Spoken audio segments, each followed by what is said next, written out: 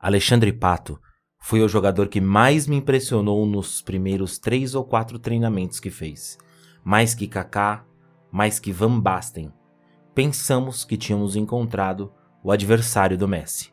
Essa frase foi de Costa Curta, pentacampeão da Champions pelo Milan. Pato é um jogador muito importante.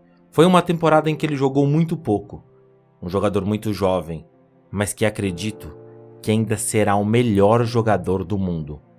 Essa frase é de Maximiliano Allegri, treinador italiano que venceu a Série A, o campeonato italiano, 6 vezes, 4 vezes a Copa da Itália e 2 Supercopas da Itália, e é o atual treinador da Juventus de Turim. Hoje eu vou te contar como Pato foi de candidato a melhor do mundo e rival de Messi para um jogador rejeitado por clubes brasileiros e ficou mais de 6 meses desempregado sem ter onde jogar. Só que se você ainda não é um inscrito no canal, se inscreva agora mesmo para apoiar o nosso trabalho. Alexandre Rodrigues da Silva, mais conhecido como Pato, nasceu em Pato Branco, de onde vem o seu nome e apelido, em setembro de 1989. É um jogador brasileiro que atua como atacante. Quando ele surgiu no futebol foi como um tsunami inesperado. Você pode até notar detalhes que dizem que ele está vindo, mas quando ele se ergue te pega totalmente despreparado e destrói qualquer coisa que insista em ficar em seu caminho. Tá ok, talvez não seja a melhor analogia. Mas segue comigo no começo da carreira do Pato. A diretoria avisava sobre a nova promessa que surgia no Colorado, onde começou sua carreira. Os treinamentos eram fechados e se fazia muito mistério em relação à estreia do menino de 16 anos, que recebeu a camisa 11 sem nunca ter sequer jogado pelo time principal. Quando estreou pelo Internacional contra o Palmeiras, ele fez seu primeiro gol como profissional, com 1 minuto de jogo e deu mais 2 assistências. Seu segundo jogo foi no Mundial de Clubes, onde ficou marcado por ser o mais jovem a marcar gol numa competição oficial organizada pela FIFA, superando ninguém mais e ninguém menos do que o Rei Pelé. Mundial que ainda marcou por fazer suas embaixadinhas com o ombro e ser o campeão do mundo em cima do Barcelona do Ronaldinho Gaúcho. Difícil projetar um começo melhor de carreira, não é mesmo? Pato era simplesmente um dos jogadores mais badalados do mundo e o Milan fez sua contratação por 24 milhões de euros, sendo a segunda venda mais cara de um clube brasileiro, ficando atrás apenas de Denilson do São Paulo. Na época, havia sido negociado com o Betis da Espanha por 31 milhões de euros, e a contratação de Pato também empatou com a de Robinho, que saiu do Brasil, do Santos, pelos mesmos 24 milhões de euros. No Milan, o Pato não só foi fantástico, como também foi extremamente decisivo, em um time que ao longo dos anos deu ao Pato companheiros como Ronaldo, Kaká, Ronaldinho, Beckham, Seedorf, Robinho, Ibrahimovic e muitos outros craques. Pato, sempre que bem fisicamente, era titular. Ele era, além de um excelente atacante, o xodó da torcida. Fez gols em jogos decisivos, ganhou taças como a Série A, Troféu Luigi Berlusconi e Supercopa da Itália. Se nada disso te convenceu do quanto o Pato era um monstro, saiba que o Barcelona tentou trocar o Ibrahimovic por Alexandre Pato, mas a diretoria do Milan recusou e deu um jeito de ficar com os dois, contratando o Ibra sem abrir mão de Pato. O PSG fez inúmeros esforços para levar Pato para a França, antes de direcionar seu foco para o Ibrahimovic, parceiro de Pato no ataque do Milan. Chelsea abriu diversas vezes contato para levar o Pato para a Inglaterra, porém a resposta do atacante era sempre a mesma: o Milan é a minha casa. Em dezembro de 2009 foi eleito Golden Boy pelo jornal italiano Gazzetta dello Sport, um prêmio dado ao melhor jovem jogador da Europa com menos de 21 anos. O sonho era real. Tudo poderia ter sido um sonho perfeito. Porém, além do Golden Boy, outras coisas aconteceram com o Pato em 2009. Em abril de 2009, ele teve sua primeira lesão na coxa direita, algo que poderia ser simples, comum a quase todo jogador. Porém, em novembro, ele teve lesão na mesma coxa e só voltou 3 meses depois. Quando voltou, 1 mês depois, sentiu novamente uma lesão muscular. Voltou e pouco tempo depois, uma lesão no ombro causada por uma trombada com um zagueiro. Na volta, poucos jogos depois, uma nova lesão muscular. a equipe médica do Milan resolveu tentar um tratamento diferente e deixou o Pato um tempo maior fora, para recuperar ele melhor. O Pato voltou melhor, chegando a participar do jogo da Champions League contra o Barcelona, onde o Milan empatou em 2-2 fora de casa com os catalães, com 2 gols de Alexandre Pato. O Barcelona de Busquets, Xavi, Iniesta, Messi e Guardiola. Pato marcou o gol mais rápido da história do Camp Nou, além de ter sido o 5º gol mais rápido da história da Champions na época, com apenas 24 segundos de jogo. O gol aconteceu logo na saída de bola, após uma arrancada de Pato do meio-campo, passando por toda a defesa do Barcelona e tocando entre as pernas do goleiro Vítor Valdés. Guardiola disse o seguinte sobre o Pato e o seu gol: ele deixaria para trás não só o Busquets, mas também o Usain Bolt. Nem com metralhadora seria possível pará-lo. Uma semana depois, porém, nova lesão na coxa e Pato estava fora do time. Consultou especialistas nos Estados Unidos e Alemanha, o Milan estava desesperado. Lembra quando eu te contei que Chelsea e PSG tentavam desesperadamente a contratação de Pato?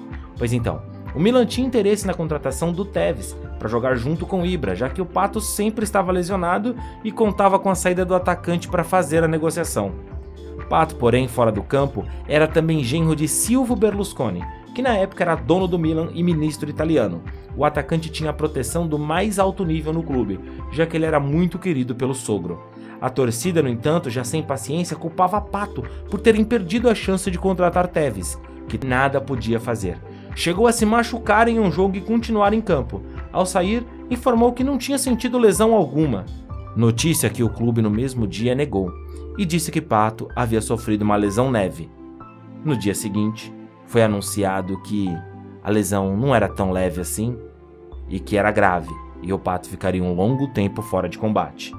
Os médicos especialistas que o Pato consultou constataram depois de muitos estudos que Pato tinha um problema no sistema nervoso, que mandava informação errada ao corpo, fazendo com que ele pisasse errado, como se sua mente enviasse ao seu corpo uma mensagem de que havia um buraco no chão e você colocasse o pé de forma errada na pisada, para evitar aquele buraco. Com isso, as lesões se repetiram. Pato conseguiu fazer o tratamento adequado e voltou a jogar sem seguir as lesões. Mas não era o mesmo Pato. Ele já não tentava os mesmos dribles, não ousava mais. Era um jogador comum que parecia fazer apenas o básico para se manter em campo. O simples, o fácil, o medíocre. Algo que Pato nunca foi. Olhe as comemorações de Pato no início da carreira. Olhe o sorriso. E veja o Pato depois. Sendo um jogador comum, Pato acabou saindo do Milan. Foi negociado com o Corinthians. Ainda foi dito bravatas como ele sai, mas promete que um dia vai voltar ao Milan. Pato no Corinthians nunca conseguiu se firmar, era reserva de Paulo Guerreiro. E quando se firmou no time, cometeu um erro e saiu do Corinthians escorraçado. Bateu um pênalti de maneira bizonha contra o Dida e eliminou o Corinthians da Copa do Brasil. Foi negociado por empréstimo de 2 anos ao São Paulo, numa negociação maluca com o Jadson, já que ele estava sem clima de continuar no Corinthians. Ele foi um jogador melhor no São Paulo do que ele tinha sido no Corinthians, mas não foi Pato. Depois do empréstimo, ainda tinha 1 ano de contrato, mas não tinha clima para jogar no Timão, que ainda sentia grande rejeição da torcida por Pato. Foi finalmente ao Chelsea, numa transação rápida e silenciosa por empréstimo, na tentativa desesperada do Corinthians de recuperar o investimento de 15 milhões de euros feito por Pato. No Chelsea, ele jogou apenas 4 meses. Jogou 2 jogos e marcou 1 gol apenas de pênalti. Foi negociado com o Villarreal por 3 milhões de euros pelo Corinthians, e por lá, mais uma vez foi irreconhecível. Mas o Villarreal o negociou 1 ano depois com a China por 18 milhões de euros. Então, foi um bom negócio para o Villarreal da Espanha, não é mesmo? Em março de 2019, ele reincindiu seu contrato com o time chinês e veio para o São Paulo, em definitivo, para jogar pelo tricolor, por onde a torcida tinha grande carinho por ele. O treinador, à época, era o Fernando Diniz, que era um grande apreciador do talento de Pato, mas com pouco tempo de trabalho o relacionamento foi se desgastando, de Diniz com Pato, de Pato com a torcida, de Pato com o São Paulo. Com as más atuações, Pato optou por encerrar o seu contrato bem antes do fim com o clube de São Paulo e ficou 6 meses parado sem ter onde jogar. Provavelmente ouviu propostas de outros clubes, mas resolveu recusar. Preferiu esperar e acabou indo para a MLS, uma liga dos Estados Unidos. O time? Orlando City, por onde passaram Kaká, hoje joga Nani. O nível é muito abaixo do futebol que Pato um dia mereceu na carreira. Pato tem 31 anos. É novo se pensarmos que hoje um jogador de alto nível rende até 35, 36, quem sabe 37 anos. O Pato era sim um jogador que tinha tudo para ser o melhor do mundo. As lesões o tiraram de Copas do Mundo, o tiraram de jogos importantes e pelo visto tiraram a alegria de Pato para jogar futebol. Se cabe aqui a minha opinião, e friso, minha opinião, o Pato deve ter sido receitado para usar algum medicamento que corrigisse seu problema no sistema nervoso. Isso tornou ele esse jogador sonolento, não vibrante, previsível e irreconhecível para aqueles que viram o potencial que o menino do Internacional e estreante do Milan apresentava. Talvez eu esteja falando uma groselha que seja até ofensiva para a carreira do Pato, e se for isso, peço desculpas agora mesmo. Mas é só a opinião de um fã do futebol do Pato. É no que eu escolhi acreditar para ver uma carreira que prometia tanto quanto a de Pato simplesmente acabar na MLS.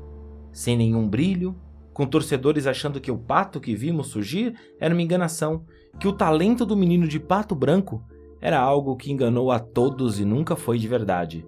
Que o futebol brasileiro que esperava que o sorriso tímido e as canelas finas de Pato fossem o substituto para Ronaldo Fenômeno.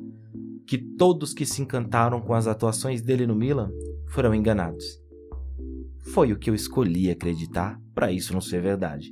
E você, o que pensa disso? Deixe nos comentários e não esqueça do like no vídeo. A gente se vê na próxima história. Obrigado e um abraço.